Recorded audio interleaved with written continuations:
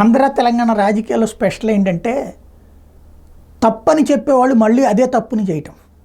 ఒకప్పుడు తెలంగాణ రాష్ట్ర సమితిని 2 సార్లు కాంగ్రెస్ పార్టీ ముక్కలు చేసింది, ఇది ఎక్కడ సంస్కృతి అని నిలదీసిన తెలంగాణ రాష్ట్ర సమితి తన అధికారంలోకి వచ్చాక 2 టర్మ్స్లో అన్ని పార్టీలని లాక్కునే ప్రయత్నం చేసింది.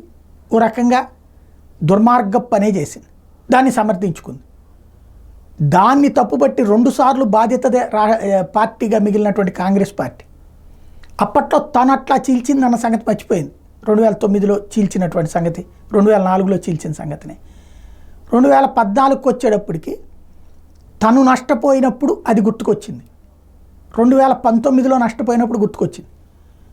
మళ్ళీ ఇప్పుడు అధికారంలోకి వచ్చాక మళ్ళీ చీల్చడం కామన్ అంటోంది. ఇప్పటికే ఇద్దరిని ఇది ఒక పోచారం అయితే ఇప్పుడు తాజాగా దానం నాగేందర్ చెప్తున్నది ఏంటంటే, దానం నాగేందర్ ఆల్రెడీ ఇటుకి రావడం, మరోవైపున కడియం శ్రేయర్ ఆల్రెడీ రావడం ఒక ఎత్తు అయితే, ఇప్పుడు తాజాగా మొఠా గోపాల్ వస్తారని, సుధీర్ రెడ్డి వస్తారని, మల్లారెడ్డి, ప్రకాష్ గౌడ్, కొత్త ప్రభాకర్, కేవి వివేకానంద, గూడెం మహీపాల్ రెడ్డి, కాలే యాదయ్య, అరికపూడి గాంధీ రాబోతున్నారంటూ ప్రకటించుకొచ్చారు. అంటే బీఆర్ఎస్ని నిలువునాల్చి ఇచ్చే కార్యక్రమం ఇటు పక్కన చేసుకొస్తున్నారు.